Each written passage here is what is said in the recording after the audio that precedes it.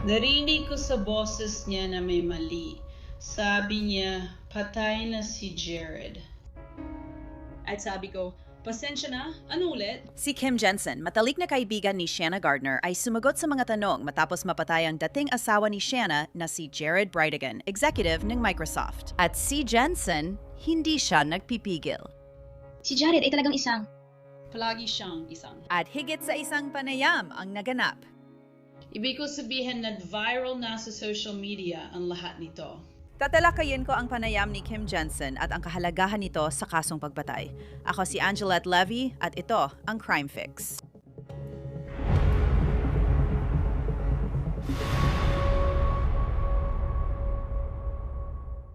Kwento ko lang ang app na Upside na gamit ko. Gustong-gusto ko ito kasi may cashback ka kapag bumibili ng gasolina, grocery at takeout araw-araw.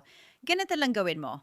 I-download mo ang Upside, mag-claim ka ng offer sa isa sa mahigit 100,000 lokasyon nila at magbayad ka lang ng normal gamit ang iyong card. Pagkatapos, i-verify mo ang binili mo at boom! Magkukuha mo na agad ang pera mo pabalik.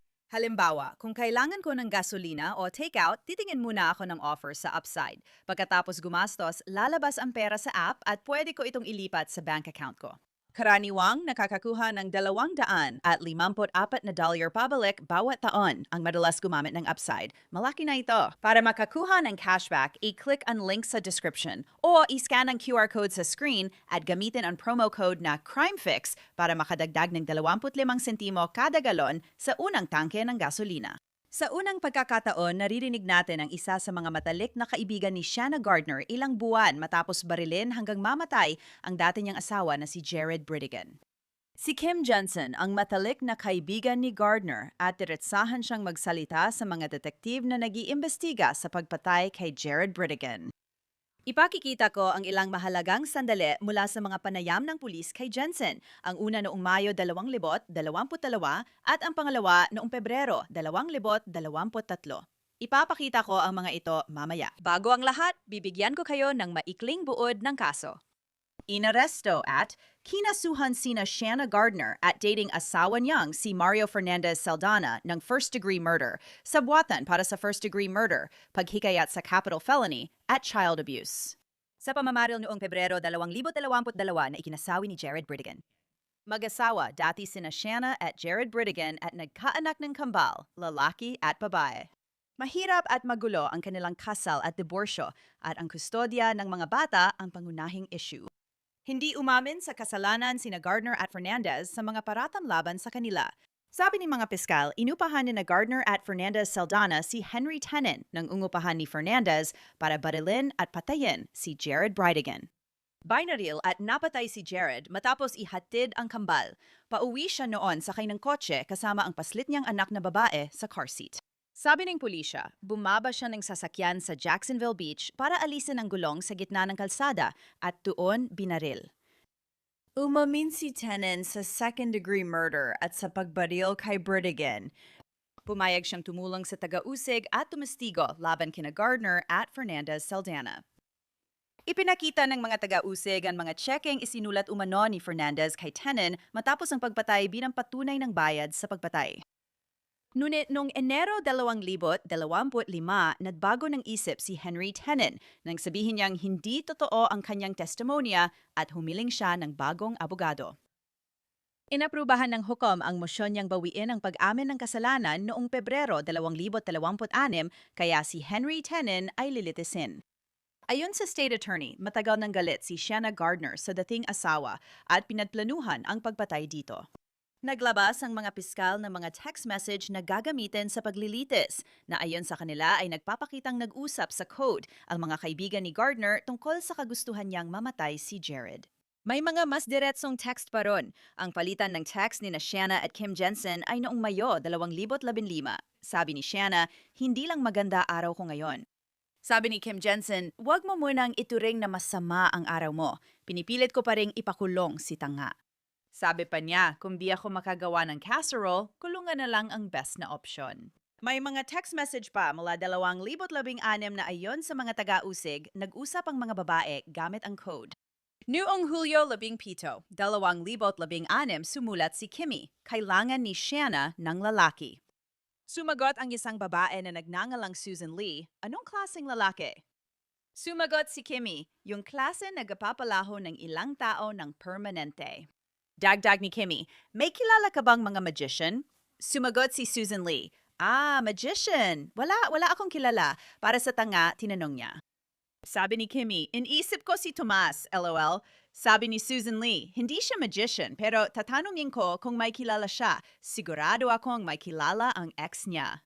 Narinig at nabasa na natin ang mga text message na ito dati, pero ngayon, nakikita na talaga natin sila. Tandaan, galing pa ang mga text na ito noong 2016. Ayon sa mga taga-usig, matagal ng planado ni Shanna Gardner ang pagpatay. Sa parehong araw, inilabas din ang isa pang set ng text messages ni Shanna at Kimmy. Nasa simbahan ako, fabulous ako, paborito kong lugar sa mundo.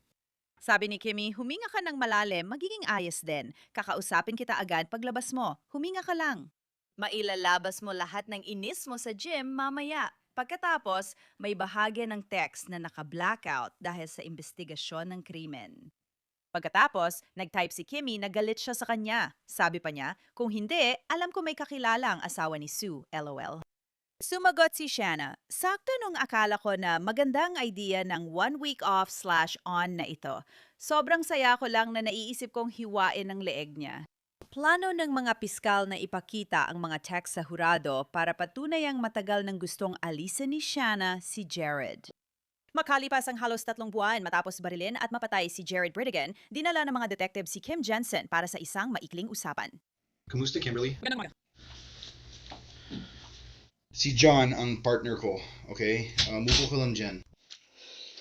Dito ka sa komportabling sofa. Salamat. Kamusta ang araw mo? Sigurado kung alam mo na tungkol kay Jared at sa nangyari sa kanya.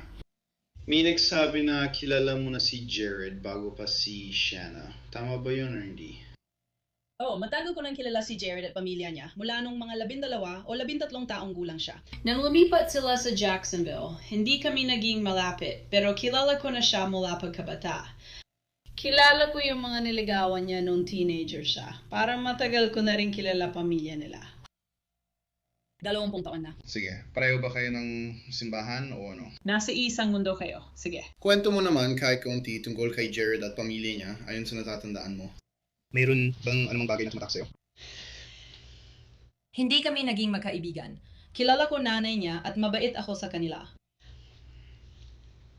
Isa ako sa mga taong parang, kung ano ang nakikita mo, yun na yun. Totoo ako. Kung hindi kita gusto, hindi kita magiging kaibigan. Pero magiging mabait pa rin ako. Alam mo yun? Parang babatiin kita ng magandang umaga, tapos maglalakad lang ako sa hallway ng simbahan. Ganon. Siyempre, kilala ko ang pamilya niya sa malayo.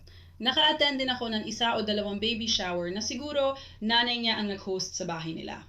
Si Kim Jensen, na tinatawag ni Shanna Gardner na Kimmy, hindi raw gaanong kilala si Jared pero sobrang close kay Shanna. Si Jared, medyo tahimik siya nung bata pa siya.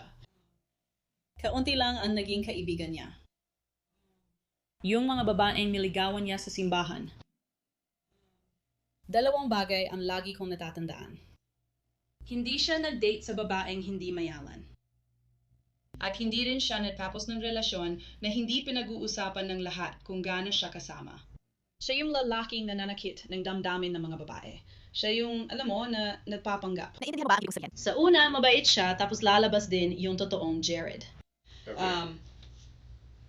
Tapos nakilala ko si Shanna. Nalaman ko ang tungkol kay Shanna nung pinakasalan siya ni Jared kasi sobrang excited ng nanay niya dahil galing daw siya sa mayamang pamilya at alam mo na magiging maganda raw ang buhay nila at kung ano-ano pa. Tapos nagkaanak siya ng kambal at nagkaroon siya ng pulmonary hypertension kaya kinailangan na lang lumipat sa Florida. Nakilala ko si Shanna mga 8 at kalahating taon na nakaraan. At may kambal ako. At siya talaga ay isa sa mga naging guru ng anak kong dalaga sa youth program. Kaya naging magkaibigan kami habang kasal pa siya kay Jared dahil una, kilala ko ang pamilya niya. Pangalawa, naawa ako sa kanya na napangasawa niya si Jared. Pangatlo, tinuruan niya ang anak ko. Nagka-connection kami dahil pareho kaming may kambal. Kaya doon nagsimula ang pagkakaibigan namin.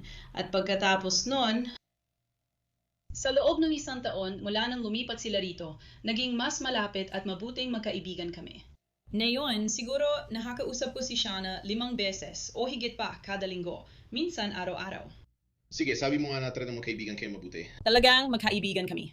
Talagang magkaibigan kami. Ako lang ang... Isa ako sa iilang tao na dumamay sa kanya nung sila ay naghiwalay, nung nangyari ang diborsyo. Alam ko na sasabihin niya sa kanya, parang ganun. Alam ko na magwawala siya dahil sa ugali na lagi kong natatandaan o kung ano man. Ikinala niya at inakusahan siyang may ibang relasyon. At ang nangyari noon, sa simula pa lang, ang mga bata ay kasama niya ng 2 araw. Tapos pinanatili nila ang mga bata sa bahay. Sa loob ng 3 araw, siya ang kasama ng mga bata, tapos nagpapalitan sila sa 2-3 na sistema. Sa mga araw na wala ang mga bata, madalas siya natutulog sa bahay ko at nauubusan ng oras. Wala siya kagabi, natulog siya kasama yon. Nasa sofa ko lang siya, walang kasamang iba. Madali ko siyang suportahan kasi alam ko lagi kong nasaan siya, palagi kasi kaming magkasama.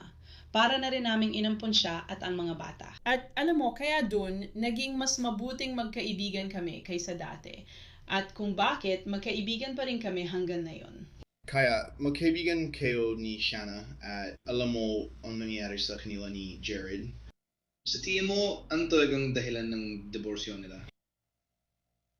Well, kasi siya ay talagang, dati akong pumupunta sa bahay nila at talagang anti-social siya. Parang hindi siya, kung pupunta ako doon, alam mo yun, pwede akong maglakad. Pareho kami nakatira sa Pono Vedra. Medyo malayo, pero kaya akong lakarin mula bahay ko papunta sa kanila ng mga kalahating oras. Kaya minsan, alam mo yun, maglalakad ako sa gabi. Pupunta ako doon, tambay-tambay lang. Alam mo yun, minsan maglalakad ako pa uwi, minsan siya maghatid sa akin pa uwi, kung ano man. Pagpasok ko, agad siyang pupunta sa kwarto niya. Sige. Kahit kailan ako nandoon sa araw, wala talaga siyang pakialam o pakikilahok. Madalas lang siyang nasa kwarto gamit ang laptop. Hindi siya nagtrabaho habang kasal sila. Palagi ko siyang inisip na tamad. Sobrang katulad niya ang tatay niya. Alam ko na noong dumadaan sila sa diborsyo, sinubukan ng nanay niya na maging kaibigan ko, na nakakatawa para sa akin kasi para manialam ka lang. Gusto mo lang na may sabihin ako na makakatulong sa kanya, parang ganun. Alam mo yun, parang sobrang halata, parang hindi naman tayo naging magkaibigan sa loob ng 16 na taon, tapos bigla-bigla gusto mo maging kaibigan ko. Ang weird lang talaga, gets mo? Parang, oh, kamusta na si Shana? Alam mo yun, parang wala ka namang pakialam, gets mo? Kaya puro mababaw lang ang sagot ko. Okay lang siya, alam mo yun, maayos naman siya. Ano ang napansin mo mula nang mapalapit ka sa kanila pagkatapos ng diborsyo? Kumusta si Shana nun? Ano ang ugali niya dati? Kaya si Shana, pagkatapos ng diborsyo, si Shana ay nahirapan talaga si Shana sa emotional na aspeto. Nahirapan talaga siya sa emotional na aspeto. 3 trabaho ang pinasukan niya. Hindi pa rin siya ng trabaho. Sa palagay ko, pinal na ang diborsyo nila noong Hulyo. 7 taon na ang lumipas, pero tingin ko Hulyo yun naging pinal. At may 3 trabaho siya. Siya. May trabaho siya. Ay, binabawi ko pala. Nagkatrabaho lang siya nung nag-file ng diborsyo ang asawa niya. Gets ko. At pagkatapos, nung nagsimula na ang proseso ng diborsyo at napag-usapan na ang sustento sa bata, nag-email siya sa boss niya dahil nakuha ng abogado ang mga record mula sa HR. Nag-email siya sa boss niya at sinabi na hindi na siya makakapagtrabaho dahil sa kanyang personal na sitwasyon. Gayunpaman, nagpatuloy pa rin siya magtrabaho at binabayaran siya ng patago dahil masama ang loob niya na may pera ang pamilya ng asawa niya at iniisip niyang hindi siya dapat magbigay ng sustento dahil mayaman ang mga ito. Gets ko. Pero mga anak niya yon, hindi anak ng pamilya ng asawa niya. Kaya, alam mo na ang ibig ko sabihin. Parang ganun. Yung buong, alam mo na ang ibig ko sabihin, isa kang ama, trabaho mo yan. Alam mo na ang ibig ko sabihin, ikaw ang gumagastos para sa mga bata. 3 trabaho ang pinasukan niya. Sobrang pagod na siya. Pinapasok niya ang mga bata sa parang daycare. Ikinuwento ni Jensen ang tensyon at hindi magandang relasyon ni na Gardner at Brightigan. Noong Nobyembre, Labis siyang nagpasalamat ng mag-email o mag-text siya. Ngunit tumanggi na siya makipag-usap kailanman. Walang naging verbal na komunikasyon sa kanilang dalawa, siguro buong panahon ng pagkakahiwalay nila. Umalis siya papuntang Utah sa labas ng estado. Sabi niya, tumanggap siya ng trabaho or kung ano man. Pero sa totoo lang, naghahanap lang siya ng ibang babae. At kaya ang usapan kung pipirma siya ng pagbabago sa kasunduan sa pagiging magulang. Papayag siya makita ang mga bata every other weekend at bibisitahin sila. Pagkatapos, araw-araw na lang niyang i-FaceTime ang mga bata. Sinasabi niya sa kanila na dadalaw si Daddy at mandadala ng maraming regalo, pero hindi naman siya dumating. Sabihin lang na abala sa trabaho.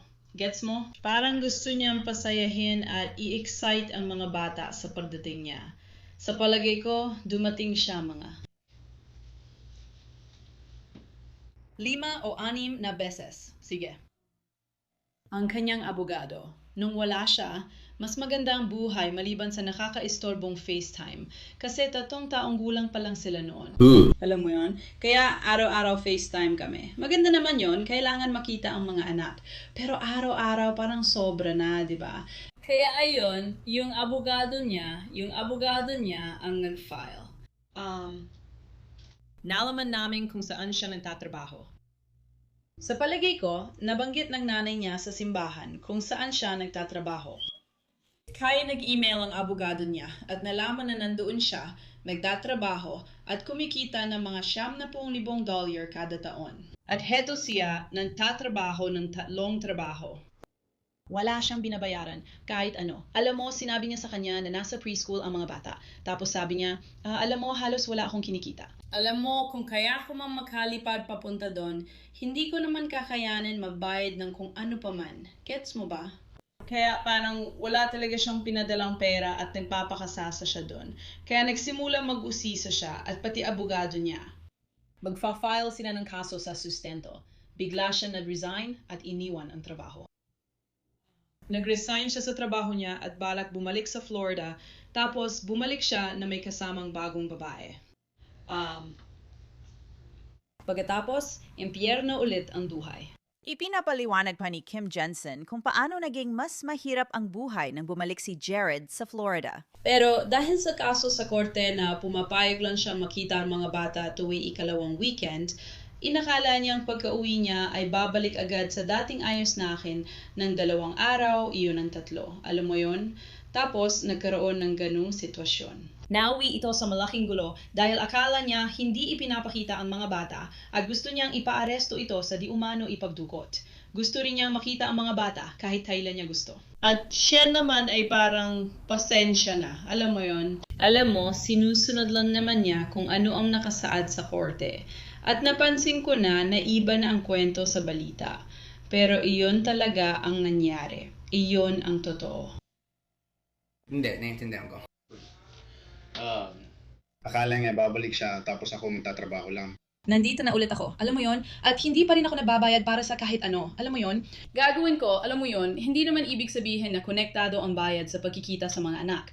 Pero ayon sa korte, makikita mo sila tuwing ikalawang weekend. Magkakasama mo sila mula Sabado ng umaga hanggang Linggo ng gabi ayon sa nakasulat. O baka Biyernes. Sa tingin ko, Sabado ng umaga dahil madalas siyang dumadating ng Biyernes ng gabi kapag hindi siya pumupunta. Kaya. Alam mo, ang totoo, walang naging laban sa kustodya. Napagkasunduan na yon nung na-divorce sila, hati sila, 50-50. Alam mo, ang tanging nagbago lang sa kustodya ay nung sila ay napansin nila na habang tumatanda ang mga bata, pagdating ng 4 na taon, naging magulo na ang 2 araw, 3 araw na palitan. Hindi na rin alam ng mga bata at pati sa eskwelahan. Uwi ba ako kay mama? Uwi ba ako kay papa? Parang naging mahirap na talaga para sa kanila yung sobrang daming palitan agad-agad.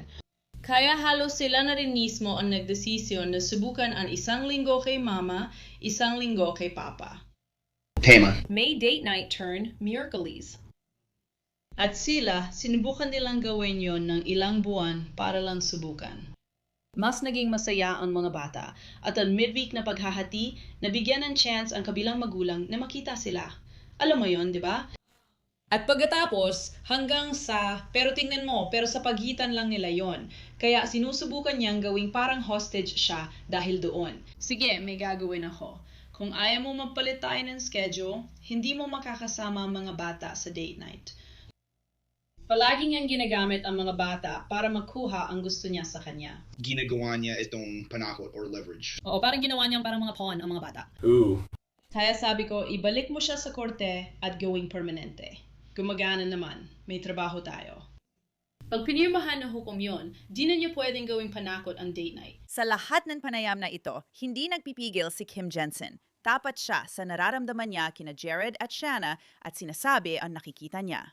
Bakit sa tingin mo ganun? Bakit sa tingin mo sinusubukan niyang kontrolin siya? At parang ang dami niyang patakaran tungkol sa FaceTime at kung ano-ano pa. Dahil isa siyang narsisista. Ang nanay niya, sasabihin niya sa'yo, pareho lang sila ng tatay niya. Sobrang kontrolado niya ang lahat. Isa siyang narsisista. Nag-therapy sila. Pumunta sila sa isang church therapist na laging nagpapatawa sa akin. Kasi kapag pumunta ka sa church therapist, parang sagot ng Sunday school lang makukuha mo. Tapos sasabihin pa nila, i-check mo yung mga alaga mo. Alam mo yun, parang pumunta ka sa totoong therapist, doon ka talaga matutulungan. Gets mo? Di talaga ako fan ng church therapist. Kahit ano pa ibig sabihin nun. Pero pumunta pa rin sila sa isa at nakita niya agad. Alam mo yun, narcissist talaga siya. Kailangan lagi siyang may control.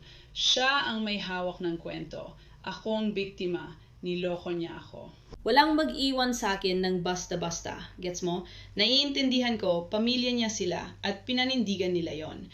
Mas madali kasing sabihin na, alam mo yon, niloko ng asawa ng anak ko ang anak ko. Gets mo? Siyempre, alam mo yon, iniiwan ng asawa ang anak ko. Gets mo? Mas maganda pakinggan yon, alam mo yon. Naiintindihan ko. Siyempre, naiintindihan ko.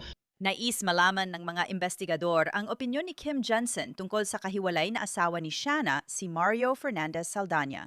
Sa tingin ko, nakilala niya siya sa gym. Sa palagi ko, CrossFit yun. Doon sila nagkakilala. At ang naisip ko, hindi mo naman kailangang makipagrelasyon kahit kanino. Kailangan mo ayusin ang mga sinira niya. Hindi mo kailangan makipag-date kahit kanino. Alamin muna natin kung sino ka. Matutunan natin maging masaya ka lang sa sarili mo at hindi umasa sa iba. Alam mo yon, di ba? Lagi kong payo yon. Ayoko makipag-date siya kahit kanino. Lalo na ayoko magpakasal siya kahit kanino. Sabi ko, alam mo, ibig ko sabihin, hindi ko naman talaga siya personal na kilala. Ibig kong sabihin, Nakilala ko siya. Alam mo yung ibig kong sabihin? Siguradong galon siya, hindi siya ganon. Maaring masama ang ugali ni Jared, pero kung makita mo siya, iisipin mong mabait siya. gets KO. Pag nakita mo si Mario, hindi ganon. Hindi pareho yun. Alam mo yun? Huwag husgahan ang tao sa panlabas na anyo. Nakita ko rin kung gaano kamahal ni Mario ang mga bata. Pinunan niya yung mga puwang na ginagawa ni Jared. Alam mo yon, gusto ng mga bata na umpo ka sa sahig at maglaro ng Lego kasama nila. Alam mo yon, gusto nila yung ganong klaseng tatay. At si Jared, hindi siya yung ganong tao. Gusto ng mga bata na niyakap. Lagi si Jared, ang init-init ko. Lagi siyang naiinitan. Kailangan niya palaging matulog na may electric fan. Ang weird talaga noon, alam mo yon. At si Mario, alam mo yon, maliit siya. Yun talaga yung pinaka-issue ko, Shanna. Sabi ko, huwag kang mag-aasawa ng lalaking mas maliit pa sa'yo. Hindi mo dapat ginagawa yon. Sinabi rin ng ate ko yon. Alam mo yon? Kaya yung tanong ko kung dapat ba o hindi, hindi dahil sa tingin ko masama siya. Hindi talaga. Nilabag niya lahat ng patakaran ko. Pero pinakasalan ko pa rin siya. Kaya wala nang saysay yung iniisip ko. Gets mo? Oo. Nagtaka ka biyang balis noon ay pakasal? Oo, nagtaka ako. Pero, naintindihan ko kung bakit sila nagpakasal agad. Kasi kahit anong pilit kong kausapin siya at bigyan siya ng lakas ng loob. Tungkol sa hindi kanya makokontrol kung hindi mo papayagan. Palagi siyang natatakot na, alam mo yun, kung titira ako sa kanya, kung ganon, alam mo yun, susubukan niya akong idemanda sa korte. At alam mo yun, at sasabihin niya na, alam mo yun, masamang halimbawa ako para sa mga bata. Gets mo ba ang ibig kong sabihin? Ayaw talaga niyan isuko ang karapatan niya sa pag-aalaga na nararapat sa kanya. Gets KO. Laging may ganung takot. Ayon kay Jensen, mahal na mahal ng kambal si Mario, kaya yata nagustuhan siya ni Shanna. Sinabi ni Jensen sa mga detektib na may ginawa si Jared Brightigan para ilayo ang kambal kay Shanna. Bahagi nito ay gusto ni Jared na Kamuhian din nila si Shanna tulad ng pagkamuhi niya sa kanya. Para sa akin, Wala akong pakialam kung sino ka at may mga kapatid akong hiwalay na at may mga anak at kung ano-ano pa. Ang unang patakaran ko ay mamahalin kita ng buo sa bahay ko at mamahalin ka rin ni tatay sa abot ng kaya niya sa bahay niya.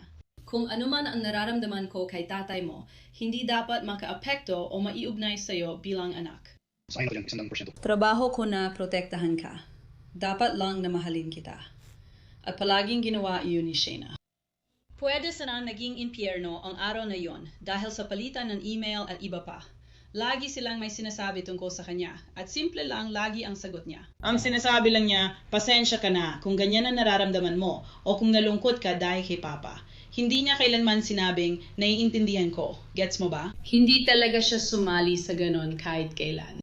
Samantalang yung mga bata mismo kasi madalas akong kasama ng mga bata. Mahal ko ang mga bata. Sinasabi nila na napapagalitan ako kapag binanggit ko si nanay sa bahay ni tatay. Galit si tatay kay nanay, kaya nalulungkot ako. Napunta ang usapan sa relasyon ni Mario Fernandez sa ibang babae bukod kay Shanna noong kasal pa sila. Iniisip ko kung paano ko ito sasabihin. Sa tingin mo, nabahala ba si Shanna sa pagkahilig ni Mario sa mga babae? Oh, syempre. Ibig kong sabihin, may ilang tao siyang nakatira doon at may iba pang mga bagay. Oo. Pero hindi naman sila mga babae na karelasyon niya. Parang may mga kaibigan lang siya. Parang marami lang talaga siyang kaibigan. Mula pa nun nasa army siya or alam mo yon parang ewan ko. At sabi niya, alam mo, ito, alam mo, hairdresser to. At sinabi ko sa kanya na pwede siyang tumuloy dito. Si Shanna parang okay lang, tapos mababayad siya ng bahagi ng upa o mortgage. Gets mo? Tapos, alam mo yun, makalipas ng 2 linggo, nakatira na rin doon ng boyfriend niya. At sinabi ko kay Shanna, parang, bahay mo to, gets mo? Parang alam mo yun, kaya hindi rin nagtagal yun. Mas nakakainis lang talaga. Siya parang may asawa na siya pero Parang binata pa rin siya kung umasta. Hindi niya alam ang tunay na ibig sabihin ng kasal. para sa akin, kung magpapalipat ako ng tao sa bahay na di alam ng asawa ko, siguradong magkakaproblema kami. Matapos ang 50 minuto ng usapan, doon lang nabanggit ng mga investigador ang pagpatay kay Jared. Anong naisip mo nung una mong narinig na si Jared ay, alam mo yun, napatay? Well, tinawagan ako ni Shanna noong Huwebes ng umaga pagkatapos mangyari yon. Narinig ko sa boses niya na may mali. At sinabi niya, patay na si Jared. At sinabi ko, pasensya na. Ano ang sinabi mo? At sinabi niya, narinig mo ba yung pamamaril kagabi sa Jack's Beach? At sinabi ko, hindi. At sinabi niya, siya yun. Siya yon. At sinabi ko, no? Alam mo yun, hindi ko talaga maproseso. Parang hindi ko kaya kasi nabulat ako. Gets mo ba? Tapos sinabi niya sa akin kung ano ang mangyari at na si Kirsten ay pupunta rito. At sabay nilang sasabihin sa mga bata. Wala akong oras para makipag-usap noon kasi 7:00 ng umaga yon at paalis na ako papuntang airport para ilibing ang biyanan ko. Kaya, alam mo yun? Oo. Siya, alam mo, kaya ako, tapos parang naguguluhan ako kung anong uunahin ko. Kailangan kong gawin yon pero alam kong kailangan din niya ako, gets mo? Kaya parang, alam mo yun, tapos nung nalaman ng mga tao, nag-text sila sa akin, at sakto may wifi ako sa eroplano ng flight namin. Nakalimutan ko kung American o Delta, isa doon. Parang, oh my gosh, narinig mo na? Alam mo yon? Sabi ko, oo. Sabi nila, oh my gosh, ang wild nun. Alam mo yon? Kaya, ibig ko sabihin, mas nakakagulat lang talaga kaysa sa iba. Alam mo yon? Parang, naalala ko pang sinabi ko, sorry ano? Siguro 3 beses ko pa nga nasabi. Parang, seryoso ba to? Alam mo yon? Parang akala ko talaga parang nasa ibang mundo ako or kung ano man. Parang hindi ko talaga maintindihan, alam mo yon. Tapos, alam mo, syempre, nagsimula nang gumulong ang mga pangyayari. At alam mo yon, tapos sinimulan ko ng sundan ng kwento mula sa eroplano at alam mo yon, yung mga ganung bagay. At talagang sobrang hirap intindihin at tanggapin Tama. na nangyayari yun sa kanya. Tandaan, sinabi ng mga piskal na si Kim Jensen ay nag-code talk noong 2016 tungkol kay Shanna na kailangan ng lalaki, isang salamangkero, para magpawala ng tao. Kaya, dahil kilala mo si Jared, kilala mo si Shanna, kilala mo ang buong pamilya, alam mo, malamang mas may alam ka tungkol sa kanilang pagsasama at lahat, lalo na kay Jared talaga. Alam mo naman ang ugali niya. Hindi ko sinasabi hindi kita pinaniniwalaan, pero sa konsensya mo, ano sa tingin mo ang nangyari sa kanya? Sa totoo lang, laging tungkol sa pera para sa kanya. Palagi. At mahilig siya sa miyembro siya ng Freemason. Siya ang tatay niya. Para sa akin, may duda talaga doon. Pasensya na. Alam mo yung ibig kong sabihin? Parang may kaduda-duda talaga yon. At inisip ko na pera lang ang dahilan. alam mo yung ibig kong sabihin? Ang una kong naisip, sino ang ginalit mo? Alam mo yung ibig kong sabihin, sino ang may kinalaman sa pera mo? Alam mo yung ibig kong sabihin, ang unang pumasok sa isip ko, may deal na hindi natuloy o pumalpak. Hindi ko alam kung dahil sa Freemason, pero alam kong kasali siya roon. At kapag sinabi kong kasali siya doon, kasi marami akong kilalang miyembro niyan, marami na rin akong ginawang research tungkol dyan.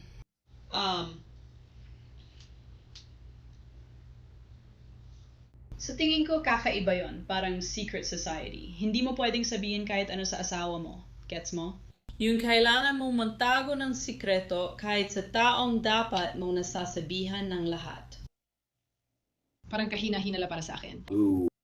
Alam mo yun? Pero dahil alam ko ang pagmamahal niya sa pera at yun ang nagtutulak sa kanya, agad na pumasok sa isip ko. Habang umuusad ang kwento, naisip ko na may 2 posibleng nangyari. Baka may negosyo siyang sinalihan na hindi naging maganda. Oh. Baka naman isang random na initiation ng gang or alam mo na yung mga kakaibang bagay na ganon. Sinabi ni Kim Jensen, matalik na kaibigan ni Shanna Gardner, na si Shanna ang laging kontrabida sa pamilya Bridegan.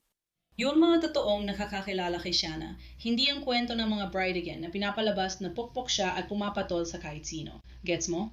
Kung kilala mo si Shanna, ang mga anak niya, yun lang talaga ang gusto niya, magkaroon ng mga anak. Sa totoo lang, Kung tatanungin mo siya kung nagsisisi siyang pinakasalan si Jared, sasabihin niyang hindi dahil wala sana siyang mga anak. Alam mo yan, ibig ko sabihin, sa lahat ng ginawa niya, gets mo, hindi yan normal na sagot.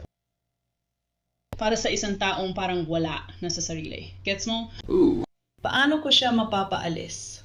Gets mo? Sa lahat ng desisyon niya sa kasal at diborsyo, laging una niyang iniisip kung paano maapektuhan ang mga anak niya. Ibig kong sabihin, sabi mo nga, nakita mo na lahat ng mga komento. Nakita mo kung anong sinasabi ng mga tao. Talagang impossible yung nangyari, oh. Na may kinalaman si Shanna dito. Si Shanna o si Mario? Hindi ko maisip yon. Naglaan ako ng maraming oras. Alam mo, 8 taon at kalahati akong nasa tabi ni Shanna. Alam ko lahat ng nangyari sa kasal at diborsyo. At alam mo si Mario. Walang pagmamahalan o pagkakaibigan kina Mario at Jared. Umupo siya sa sopa at sinabi, Oh, ginawa niya. Kinasaklaman niya yon. sinasuklaman niya yun. Galit siya sa ginawa sa kanya or kay Shanna. Kinasusaklaman din niya kung paano tingrato ang mga bata. Kasi iba ang kwento sa balita sa tunay na kwento ng mga bata. Siyempre. Pero sinasabi ko rin palagi kay Shanna, kapag kinukuha mo ang mga kwento mula sa maliliit na bata na gusto kang mapasaya sa bahay mo at mapasaya rin siya sa bahay niya, alam mo, hindi mo rin masasabi kung ano ang sinasabi nila doon. Siyempre. Alam mo yon? Ginamit na naman ang survival skills. May kanya-kanya kang survival skills depende sa bahay na kinaroroonan mo, kung ano ang sasabihin mo at kung ano ang hindi mo sasabihin. At alam mo, natutunan mo yan mula bata ka pa lang. Natutunan mo yan. Si Mario gusto niyang, sa totoo lang, masasabi mo maginhawa ang buhay niya. Alam mo yon? Makasarili si Mario. Hindi ko iniisip na kaya niyang isakripisyo yon para sa ganitong bagay. Sa tingin ko ba umiyak siya nang malaman? Hindi. Hindi ko tinanong. Tinanong ko siya, sabi niya hindi. Iniinala ng mga investigador na sina Shanna at Kim Jensen ay posibleng nagkokordina ng kwento. Ginawa ba niya? Sinabi ba niya sa'yo bago siya pumunta rito? Tunawagin ko ba niya? Hindi ko pala niya nakausap bago siya pumunta rito at kinausap kami. Sa tingin ko hindi. Pero hindi ko maalala. Naintindihan kita. Hindi ko maalala. Oo, sinasabi ko sa'yo, ako ang memory bank, pero hindi ko maalala. Pero seryoso, alam mo yon, hindi ko na nga maalala kung anong araw yon or kahit ano pa. Noong ika-28 yun, yung araw bago, at Marso 1, nung dumating siya at kinausap kami. Baka sinabi niyang darating siya. Maaring sinabi niya sa akin na darating siya. Sa totoo lang, sa tingin ko, sinabi nga niya sa akin na darating siya at sabay silang darating. Pero hindi niya alam kung sabay ninyong kakausapin sila o paghihiwalayin ninyo sila. Kaya wala natatandaan na mahalaga. Makalipas ang halos 9 na buwan, babalik si Kim Jensen sa silid ng interview. Pumasok ang detective at nagsimula ang pag-uusap. Pero ang ibig kong sabihin, nag-viral na talaga sa social media ang lahat ng ito. Alam mo yon. At ewan ko. Talagang nakakuha ito ng maraming atensyon. Nakakuha talaga ito ng maraming atensyon at ito ay Mahirap dahil isang panig lang ang atensyon. Tandaan, naganap ang panayam agad matapos maaresto si Henry Tenen. Curious lang ako. May alam ka bang kahit anong ugnayan ni Jared kay Henry Tenen na naaresto? hindi ko siya kailanman nakita hanggang ngayon. Yun ba ang unang beses nakita mo siya? Hindi ko siya nakita. Wala akong alam tungkol sa kanya. Paano di niya kilala yung tao? Parang sa tingin ko, mukha siyang litong-lito. Who? Parang kinabukasan or kung kailanman, parang wala siya sa sarili. Mukha siyang nalilito para sa akin. Ooh. Pinag-usapan ba siya ni na Shanna or Mario? Anong pumatago din siya nung upahan kay Mario? Hindi. David. Hindi masyadong nagkukwento si Mario. Alam mo yon, parang hindi nga siya sobrang...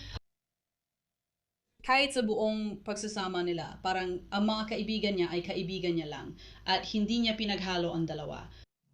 Ayon kay Kim Jensen, hindi binanggit ni Shanna si Henry Tenen at limitado lang ang pag-uusap nila mula nang lumipat si Shanna sa Washington State kasama ang kambal. May isa pang investigador na pumasok at tinalakay nila ang mga teorya ni Kim kung paano konektado si Jared kay Henry Tenen. Kausap ko lang siya tungkol sa ilang teorya kung bakit ayaw ni Mario na ma-involve kay Jared. At ano ang sinabi mo? Sabi ko, ang alam ko lang tungkol sa taong ito ay yung nakita ko sa press conference. Kaya wala talaga akong mga teorya.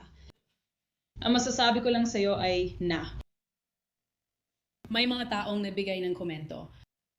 May mga tao minsan, sinabi ng kapatid ni Shanna na si Jared ay laging nasasangkot sa mga kahina-hinalang bagay dahil gusto niya palaging yumaman agad. Palaging ang gusto ng pera. Lahat kay Jared, base sa alam ko, palaging tungkol sa pera ang lahat.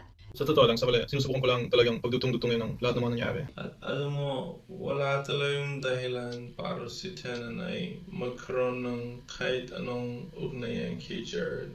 Siguro kaya nalilito ang lahat sa tingin ko.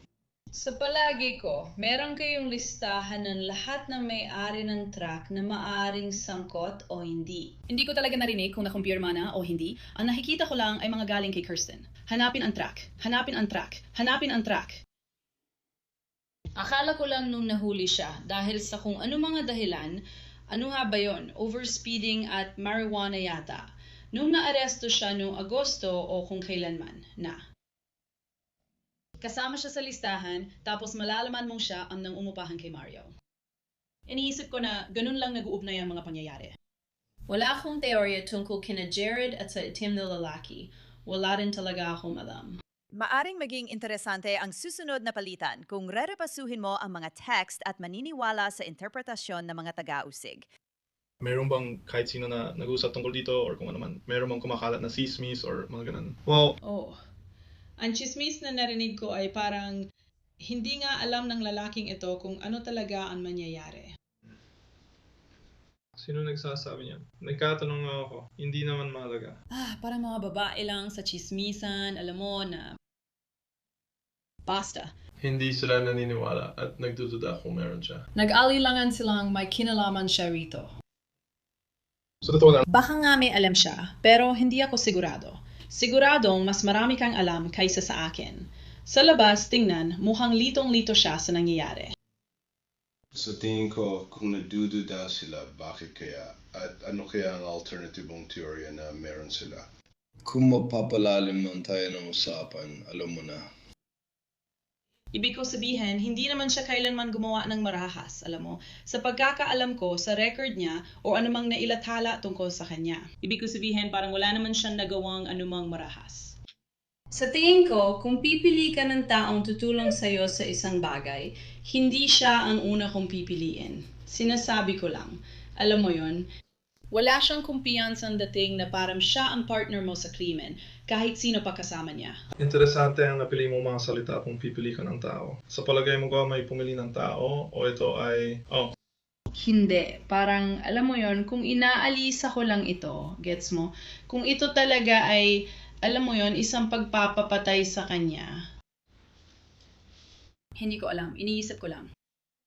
pipili siya ng mas magaling. Magkakaroon lang ng... Mas pinag-isipan sana yon. Hindi naman sa iniisip ko yan. Kasi hindi pa naman ako nagpagawa ng masama sa kahit sino. Sigurado ako. Sigurado ako. Ako yung babaeng laging sumusunod sa curfew. Sa lahat ng pagkakataon. Nabanggit na ba ni Shanna si Henry kaugnay na to? Hindi. Hindi. Nalilito din ba siya tungkol sa lahat na nito? Oo. Noong Lunes bago yon, tinanong nila siya kung gusto niya magkomento sa kaso. Siya naman, parang, hindi niya alam ang pinag-uusapan nila. Wala talaga siyang kaalam-alam kung ano ang pinag-uusapan nila. Kaya ano nalaman niya? Nalito rin ba siya katulad ng iba? Oo, parang wala talaga siyang alam sa nangyayari. Ayan sa mga taga-usig, hindi magkasundo sino Shanna at Jared sa pagpapalaki ng anak sa Mormon na simbahan basa usapan nila ni Kim Jensen. Inaasahan ni Jared ang pagtatalo tungkol sa binyag at hindi na siya maghihintay pa. Ipagpaliban na lang ang binyag. Anong edad kadalasan binibinyagan? Karaniwang edad ay 8. Dapat magkasundo ang mga magulang. Hindi man lang siya nagtanong. Nung 8 anyos siya, di man lang napag-usapan ang paksa habang naghihintay kami. Hindi man lang napag-usapan. At pagkatapos pero, kita mo, sa typical na paraan ni Jared, lahat ng bagay sa kanya ay manipulasyon. Kaya, yung guru niya sa Sunday school, tinatawag itong primary, yung maliit niyang guru sa primary, ay parang, ito ang sinasabi niya kay Shanna na sinasabi sa akin. Ikaw lang pala sa klase ang hindi nabibinyagan. 10 taong gulang siya. Talaga? Kaya inakala ni Shanna na ganon. At din ang sinabi ko, ito ay palagay lang namin. Maglagay ng pressure sa bata mula sa guro, hindi sa tatay. Pagkatapos, pwede natin itong simulan at tignan kung mapapayag natin si nanay o iba pa. Kaya, pero oo, sa loob ng 2 taon, wala siyang sinabi. Maya-maya, napunta ang usapan kay Mario. Sa tingin mo ba posible na si Mario ang nag-utos kay Tenan na gawin ito? Posible ba talaga yan? Hindi ko alam ang mapapala niyo roon. Makasarili si Mario at laging iniisip lang ang sarili niyang pakinabang. Naintindihan kita. Hindi ko talaga makita kung paano siya makikinabang. Gets mo ba? That's Lahat kay Mario ay may benepisyo. Pati na ang pagpapakasal kay Shanna. Siguro dahil sa pera. Hindi na sinabi, pero benepisyo rin yon. Gets mo? Parang ganun lang talaga siya. Parang siya ay... Alam mo, hindi ko alam. Hindi ko alam. Hindi ko lang talaga makita ang benepisyo. At gulong-gulo ng isip ko tungkol dito. Alam mo yung ibig ko sabihin? Parang pinag-isipan ko na ito sa isip ko at parang, alam mo, ano ba ang makukuha niya? Ano bang napala niya sa ginawa niya? Nasira lang naman ang buhay ni Shanna. Gets mo? Mas gusto pa niyang makipagdalo sa email kaysa sa sitwasyon niya ngayon. Walang benepisyo dito. Alam mo yon? Sa ngayon ako, napag-isipan ko na ito. Ano pa bukod doon ang naisip mo? Parang Hannah, iniisip mo rin yun. Ang ibig kong sabihin, nag-iisip lang ako ng mga bagay. Sabi ko rin, tinitingnan ko lang lahat ng detalye na nandyan. At hindi ko pinapakinggan ng ingay niya kasi nailang ako sa kanya. Alam mo, ang laging niyang sinasabi ay si Shanna ang may gawa. Alam mo yon? Sinasabi niya na yon simula isang buwan pagkatapos. Sinasabi niya na yon, gets mo? Lahat ng ito, alam mo yon? Bahala na sa mga away-away at kung ano-ano pa. Alam mo lang yung sinabi niya sa'yo. Gets mo ba? Parang, basta, hindi ko talaga maintindihan. Si Henry na yon, yun parang hindi talaga yun ang inaasahan ko. Kasi nung nakita ko siya, parang, oo, mukha siyang kriminal, pero parang hindi siya mukhang matalino para magawa to sa tingin ko. Gets mo ba? Kung ito ay, kung hindi ito, basta-basta lang, na parang hindi naman talaga random. Sa isang banda, base sa mga piraso ng impormasyon na meron, pero hindi ko talaga alam. Hindi ko alam. Hindi ko talaga alam. Hindi ko alam ang inaasahan ko, pero hindi ko inasahan na ganun pala yun. Yung linyang iyon mula kay Kim ang pumukaw ng interes ng detective. Interesante ito. Sabi mo, hindi ito mukhang random. At pagkatapos, meron tayong mga lohikal na koneksyon na nabubuo. Kaya ano nga ba ang sinasabi ng puso mo? Hindi ko alam. Sa logical na pag-iisip ko, kung si Mario ang gumawa nito, tatawagan niya ang isa sa mga kaibigan niyang military sniper at mabilis at madali lang walang makakaalam. At militar siya mag-isip. Alam mo yun? Kaya yung lalaki nakita ko, parang yun lang. Gets mo ba? Para sa akin, parang sobrang pangit lang ng dating. Parang nagkataon lang talaga. Kasi hindi ko talaga nakikita. Ano bang sinasabi ng puso mo? Ano bang sinasabi ng puso ko sa'yo? Oo. Sinasabi ng puso ko na alam ko na sa balita at media at lahat na niyon, alam mo, parang mukhang may connection talaga dahil tenant ni Mario. Pero kasabay nun, di ko makita ang napala niya ron. Act. Kahit ba sa, alam ko, tulad ng pagkakakilala ko sa kanya bilang tao, na hindi kasing lalim ng pagkakakilala ko kay Shanna. Alam mo yun, palagi lang siyang parang nasa background. Parang magkakilala lang kami. Si Shanna at ako ay mag-best friend. Pakiramdam ko, kung siya talaga ang gumawa nito, iba sana ang pinili niya. Hindi ako nagkaroon ng kumpiyansa sa lalaking yon na ito ay kay Mario.